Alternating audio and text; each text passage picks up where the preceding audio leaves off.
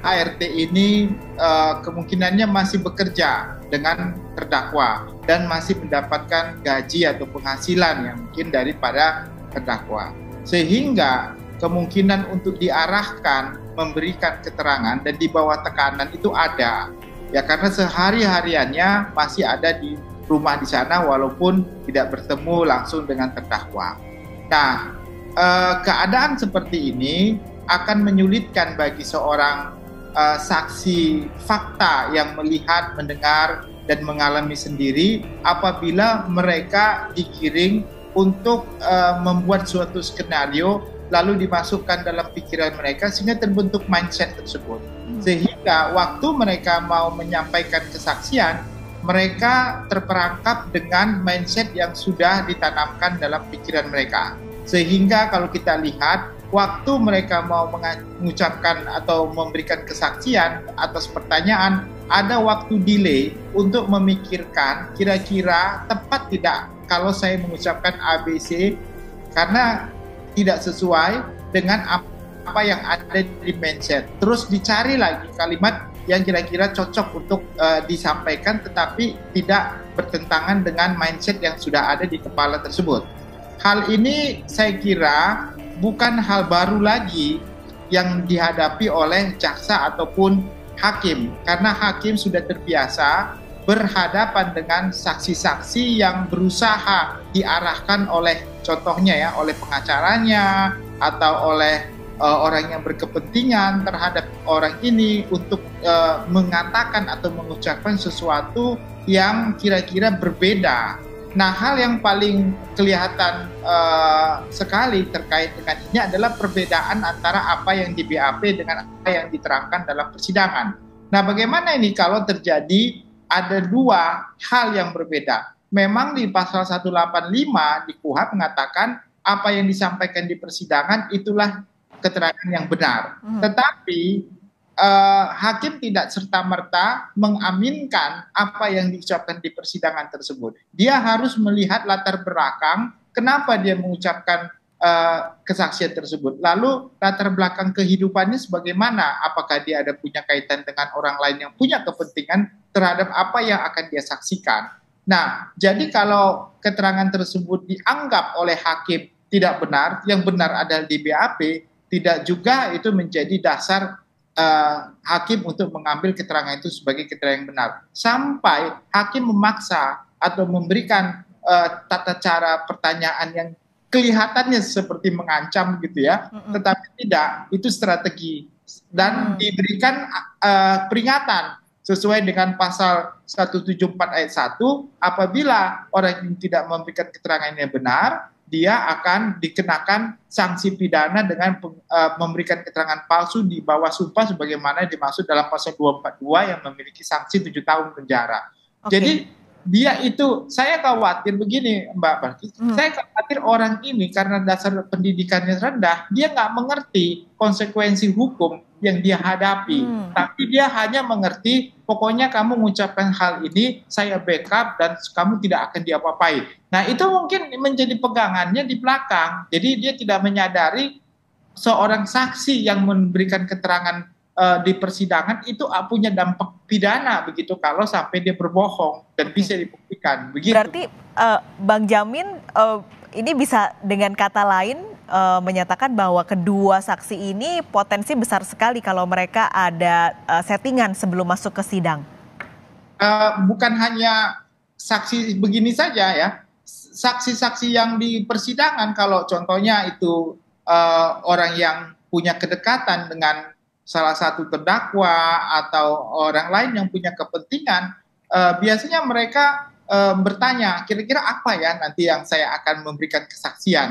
Tapi kalau kita benar, kalau orang yang benar tidak merekayasa, gampang sekali Mbak Paskalis. Dia kan kalau dia saksi yang melihat, mendengar, dan mengalami. Kalau ditanya A yang dia alami, dia dengar sendiri tanpa harus merekayasa, spontanitas jawabannya pasti spontanitas gampang dan bisa diterima. Tetapi punya kaitan lagi dengan pertanyaan berikutnya, nyambung begitu. Dan dia nggak ada ragu. Tetapi kalau ditanya yang tidak ditanya dijawab, atau yang ditanya tetapi lambat memberikan respon, ya, berpikir panjang, Nah, ini juga menjadi dasar bagi hakim kemungkinan orang ini akan berbohong atau memberikan keterangan berbelit-belit begitu. Oke. Nah, ini seperti itu gitu. Ini bisakah mereka akhirnya nanti bisa jadi tersangka karena memberi keterangan palsu? Syaratnya apa, Bang Jamin, sampai saksi ini bisa nanti malah menjadi tersangka begitu? Ya, kalau dia disesuai dengan pasal 174 tadi yang saya sebutkan di ayat 1, maka seketika tadi sudah kita dengar jaksa meminta untuk penetapan kepada hakim untuk menetapkan seseorang ini menjadi tersangka pada saat itu juga. Nah, bisa saja hakim pada saat itu juga memerintahkan jaksa penuntut umum untuk menetapkan orang itu sebagai tersangka dan dia dimasukkan dalam penyidikan ya untuk membuktikan apakah orang ini bohong atau tidak. Bisa juga itu setelah sidang ini, maka para pihak seperti contohnya kuasa hukum dari terdakwa yang merasa dirugikan ya atau pihak lain korban ya, contohnya korban dari pengacara Yosua melaporkan karena keterangan dia itu mengakibatkan kerugian bagi korban. Itu juga bisa diajukan laporan pidana kepada polisi dan polisi nanti langsung menyampaikan kepada jaksa. Tapi kalau dengan cepat seperti pasal 174 tadi ya langsung hakimnya memerintahkan jaksa untuk menetapkan seseorang ini menjadi tersangka. Oke. Tapi untuk memastikan kedua saksi ini nantinya benar-benar bisa mengatakan yang sesungguhnya itu gimana caranya, Bang Jamin? Ini banyak cara sebenarnya. Yang paling prinsip sebenarnya ini kan saksi penting, apalagi Susi ya, khusus Susi karena dia tahu rentetan kejadian dari Magelang, Saguling dan Duren 3. Jadi saya kira harus ditempatkan dalam tempat khusus begitu supaya dia tidak bisa lagi dipengaruhi oleh siapapun begitu. Jadi dia bisa dengan leluasa contohnya menerangkan yang di luar persidangan dan juga apa yang dia lihat, apa yang dia dengar gitu. Jadi kalau sampai dia bebas dan masih bekerja contohnya sampai saat ini di rumah majikannya yaitu FS dan PC, saya khawatir kejadian berulang lagi nanti akan terjadi waktu dia diperiksa untuk kasus yang lain ya kan masih satu kasus Baradae ya. Masih ada RR dan Mahfud juga Kuat Ma'ruf ya. Jadi saya kira harusnya hakim memerintahkan untuk dimasukkan dalam tempat khusus begitu. Baik itu contohnya bisa aja dia memerintahkan dalam perlindungan LPSK karena saksi dikhawatirkan terancam jiwanya gitu. Kalau sampai nanti dia dibiarkan berada di tempat atau sedang bekerja di rumah terdakwa pada saat ini gitu. Karena meskipun FS dan PC saat ini sudah ada di sel, pengaruh itu bisa datang dari siapa saja yang ada di sekitarnya dia meskipun kalau dia masih tinggal di rumah tuannya begitu.